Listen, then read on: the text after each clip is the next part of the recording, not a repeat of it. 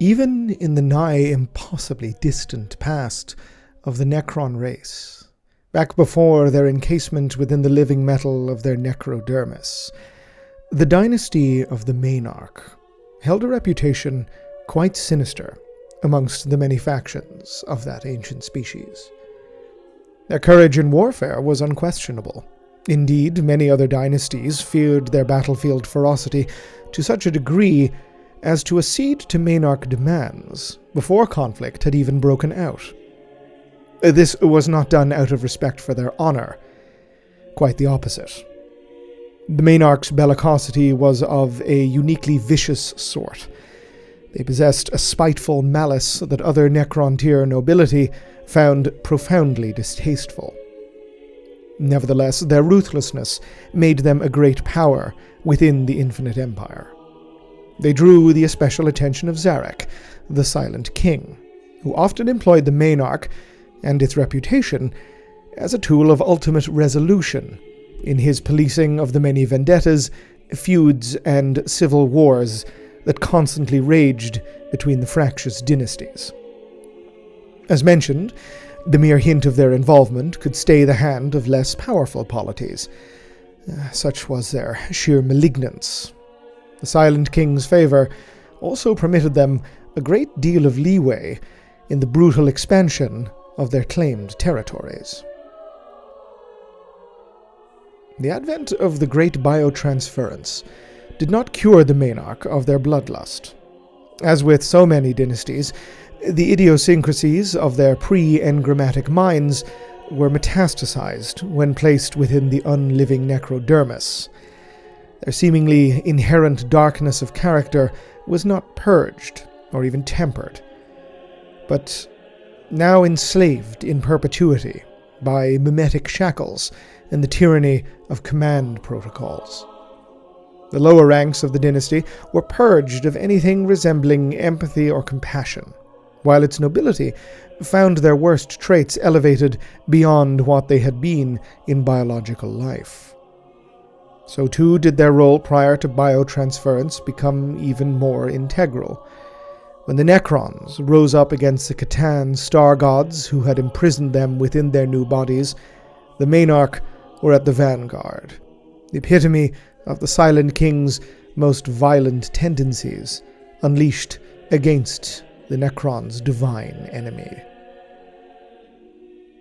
While the Imperium has catalogued only the barest, most mythic essentials of this uprising against the deific, the Necrons are scarcely more equipped to scry their own past. Engrammatic degradation is quite common, some 60 million years later. But we must also consider that reality itself bears scars from this conflict. Even the greatest dynasts of the Necrons ill remember such a time, for their own linear causalities were altered by the forces they themselves unleashed to shatter their former gods. Only the Silent King himself bears the most fulsome recollection of what has occurred, and even his own memory banks are no doubt hampered by the hypometric weaponry his kind unleashed, for he is known to have removed knowledge of these devices and technologies from his subjects. So fears he their continued use. Having made their Faustian bargain with the thirsting Catan and gained their new bodies, the Necrons broke their gods apart. And it was, according to Necron legend, that by the Silent King's express order did the Maynarkh Dynasty personally effect the destruction of the Catan known as Llandu'gor the Flayer.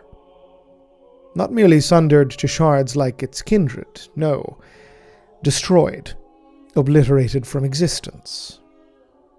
It is likewise said that, in the moment of that divine annihilation, the malicious entity cursed its betrayers, infecting them with but a sliver of its own ceaseless hunger, a curse so fundamental, so inescapable, that it was woven into the base code of reality itself. This is the so-called Flayer virus, also known as the Flayer Curse and the Longing Sickness. It causes those Necrons infected by it to degrade in mental faculty until the point they are little more than sub-sapient beasts, animals of metal that possess a ceaseless, tormenting hunger for the flesh of the living, a hunger their bodies will never allow them to sate.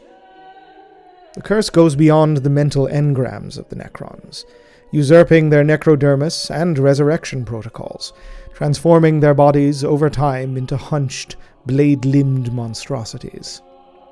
These creatures, dubbed flayed ones by the Necrons, will debase themselves in a manner grotesque to all sane races of the galaxy, but ever more so to the Necrons themselves.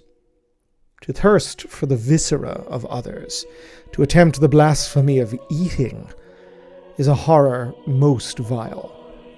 It hearkens to the deeply seated dysphorak within every Necron, the terror of a once biological mind suddenly remembering that it is sealed forever within an unliving android body, unable to eat, unable to drink, unable to breathe. There's no cure for the Flayer virus. Once a Necron begins displaying the curious desires that mark the early stages of infection, their fate is wholly sealed. Cryptechs have spent thousands, if not millions of years attempting to find a remedy to the condition, to no avail. A legend persists amongst the Necrons that such a cure may lie with the nigh-mythic Llandu'gor the Flayer king, supposedly the only one of their species to have succumbed to the hunger, but yet retain their fundamental sense of self. Should this be the case, and should the Llandu'gor even exist as a single individual, such a cure has not been forthcoming. As several inquisitors of the Ordo Xenos have posited, the Maynarkh possessed such a bloodthirsty reputation that other dynasties were fully willing, and indeed gleefully eager, to pin them with the responsibility for causing the Flayer Curse, defaming them in the eyes of all Necrons. Their overzealousness had not merely shattered Llandu'gor, but destroyed him, resulting in one of the worst depredations to ever befall the species. It is likewise verifiable in Necron historical record that the first instances of flayed ones were observed skulking in the darkest corners of Maynarkh courts, and following its legion like carrion. The uncertain nature of the curse's progression, as it can infect by necrodermal contact or, it appears, interstitial proximity, made the already maligned Maynarkh total exiles from their kindred within the Infinite Empire. They retreated into their core domains in the galactic southern rim, the stench of blood that pervaded their gatherings consigned now to their dark, grim courts, forever stalked by lurking flayed ones. Where once these worlds had seen the Maynarkh hunt the servants of the Old Ones during the war in heaven, they were now lifeless tombs, wherein dwelled nobility contemplating their gnawing hunger for flesh. When the Great Sleep was enforced, the Silent King bidding his subjects to enter into stasis until the galaxy could be safely reclaimed from the calamities of the war the Necrons had unleashed, several dynasties, notably the Sautek and the Atun, counseled their liege that he should use this opportunity to quietly and peacefully exterminate the Maynarkh. So reviled were they by the other dynasties. The Silent King, however, appeared to yet have use for them, for as the dynasties of the Necrons went to their rest, he removed cartographical information of the Maynarch's crown worlds from Necron archives and command protocols, ensuring that his red-handed annihilators would be hidden securely until their rising, safe from any opportunistic interlopers who would be all too eager to see them destroyed.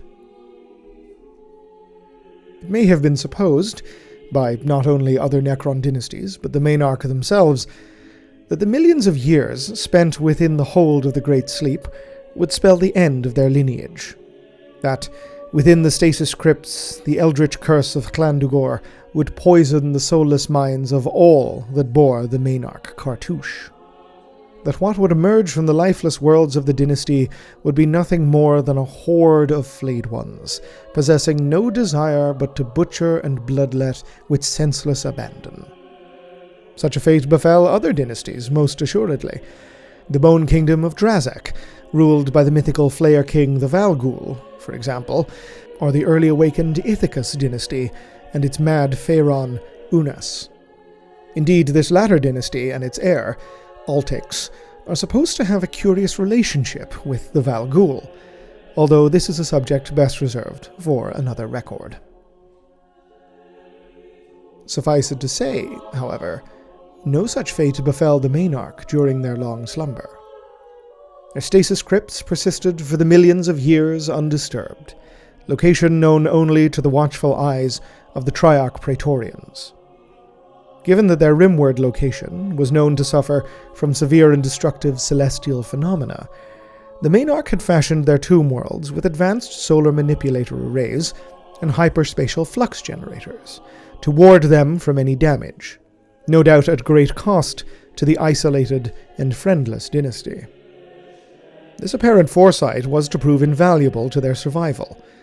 Many of their kin saw whole tomb worlds devoured by freak stellar accidents during the upheavals of tens of millions of years, but not so the Maynarkh. Warded from such catastrophes, and further protected by the danger of their volumes warding off expansionist lesser races, the dynasty persisted in silence.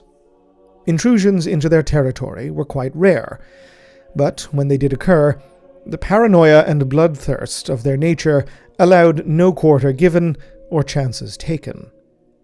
The intelligences tasked with tomb world defense would not be content to merely exterminate an inquisitive imperial explorator team or kin mining expedition, but would awaken whole phalanxes of war machines and canoptek constructs to track the origin point of these trespassers and exterminate whole population centers to ensure no trace of the dynasty's existence could possibly be discovered. This paranoia should, realistically, have been the dynasty's downfall. Such a heavy-handed response would surely have drawn, eventually, the notice of aggressive parties, bringing to the tomb worlds a far greater threat than the Maynarkh could have awoken in time to battle. But so great was the ignorance, insularity, and fractiousness of their main neighbor, the Imperium of Man, that a realization never occurred, despite their having become the prominent, dominant power sitting upon the slumbering dynasty's proverbial vestibule. So consumed by conflict, ideology, politicking, and deliberate obfuscation was the Imperium, that none of the many signs your humble servant has previously outlined in this chronicle were heeded, not by civilian or military authorities, or even the Segmentum's Inquisition. This has been true across the galaxy. Within volumes quite heavily populated, undiscovered Necron tomb worlds have arisen in recent centuries to bring ruin to the worlds of humanity in the name of restoring the Infinite Empire, and in many cases, whole dynasties have gone utterly undetected throughout mankind's 10,000-year reign of this galaxy. The Orpheus sector is not unique here.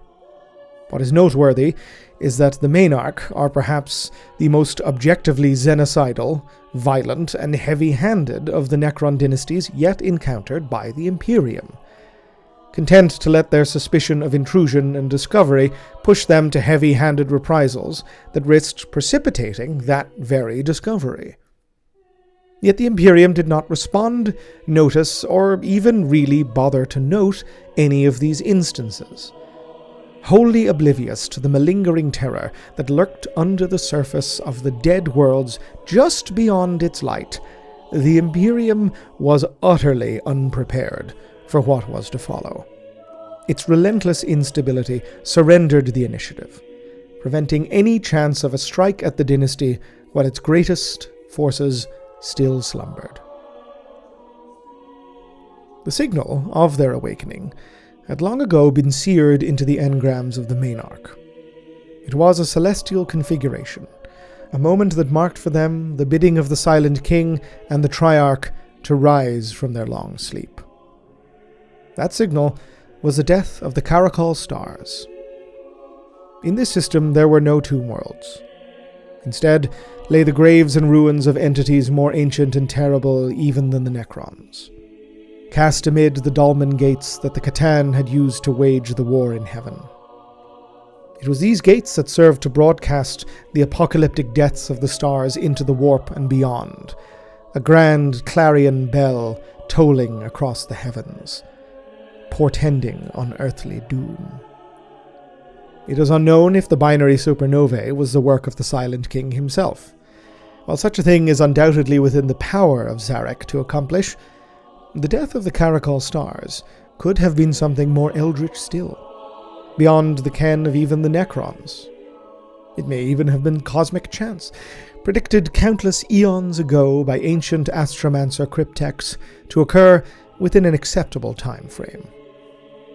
Regardless, with the stellar violence came the rise of the Maynarkh Dynasty, awake now for the first time in tens of millions of years, and possessing a hunger within that defied comprehension.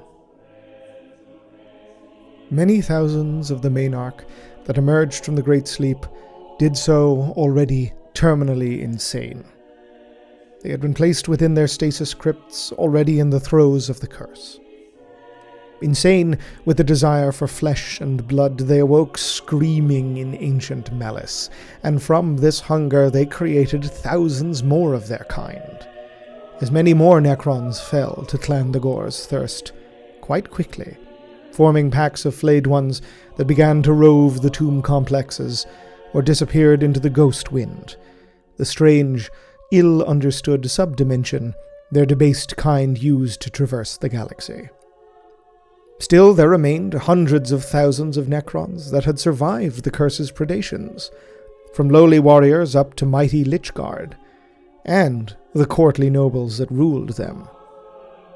While it is likely all possessed some measure of the hunger, especially the aristocracy, many had managed to suppress the curse deep within the roiling core flux at their mechanical hearts, twisting it into something more enmeshed with their metastasized personality matrices.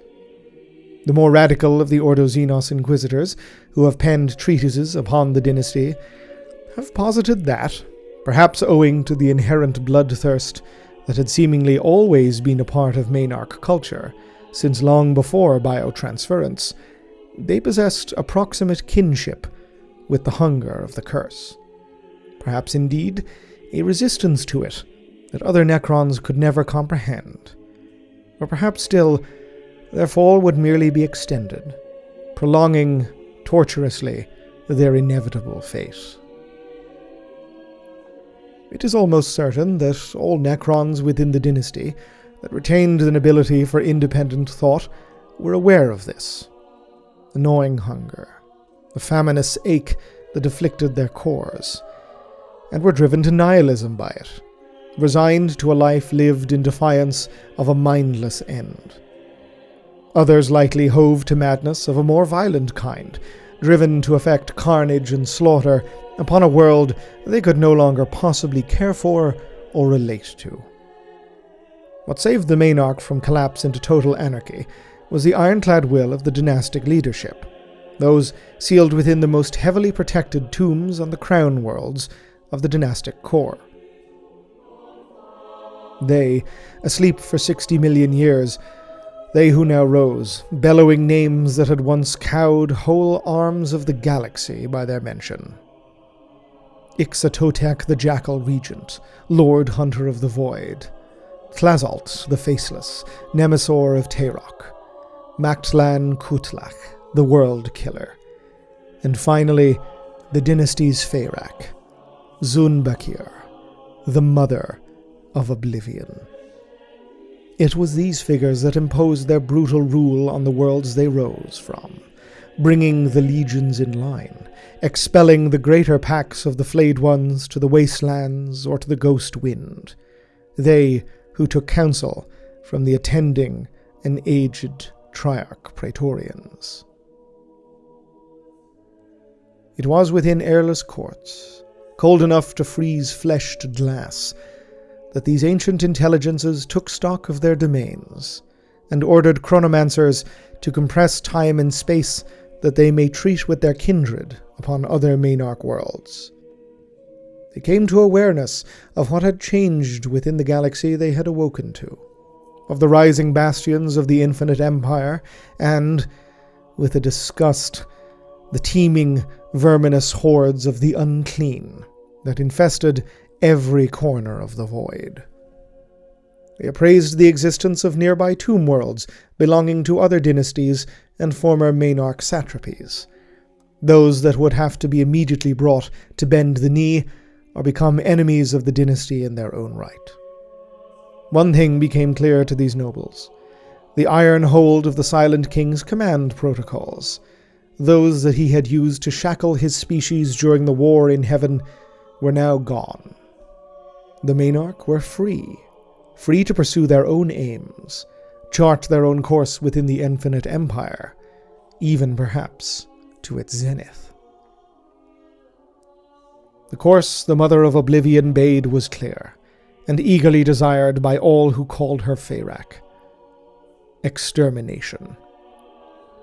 Nothing short of the systematic genocide of all life would suffice for the Maynarkh, and it would begin with the filth that clogged their near-space volumes. Despite her resolve and her hunger, Zun Bakir would not allow her dynasts to rush into the void to hunt. Patience must hold at present to allow for intelligence to be gathered, legions mustered, weapons tested, and the best plans laid. To that end, the fringe worlds that bore the tread of humanity, but yet contained Necron stasis crypts, were instructed to remain hidden and dormant, such that at a time the Maynarkh were ready to attack, they could rise from beneath the feet of the interlopers. For all the engrammatic cancer that gnawed at their machine minds, the Maynarkh were yet numerous and powerful. Prior to the Great Sleep, they had been counted not far behind the greatest dynasties in terms of direct military power. While admittedly hampered in their advancement by the deep distrust of other Necrons, this did little to diminish their efficacy and deep personal capacity for violence. Indeed, being the target of so many feuds and politicking that typified Necron society, in turn led the Maynarkh to take what they wanted through naked, unrelenting force, where subtle means were disallowed to them due to their political isolation. What client dynasties the Maynarkh took to their power did so with the direct threat of slaughter. What this had created, what had now awakened, was a force of utter genocidal wrath, one possessing hundreds of thousands of warriors, millions of canoptek constructs, and hundreds of warships. What was leveled against the Imperium was a military juggernaut, one powered by hatred and madness, utterly implacable in its desire to exterminate.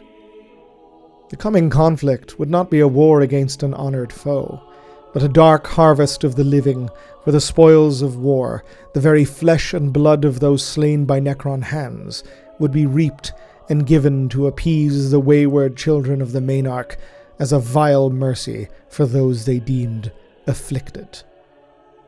And no other reason, the soulless nobles of the court no doubt told themselves. No other reason at all. To say the Imperium was unprepared would be a horrific understatement.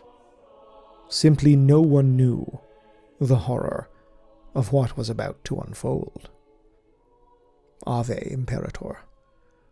Gloria in excelsis terra. This video and this channel were made possible thanks to the very kind donations and support from my Patreon subscribers. If you'd like to help support the channel, head on over to patreon.com/Oculus Imperia. If you'd like to receive more updates about the channel and any future videos, you can contact me or follow me on Twitter @Oculus Imperia. Otherwise, please like, subscribe, comment, let me know your feedback, and as ever, thank you very much for watching.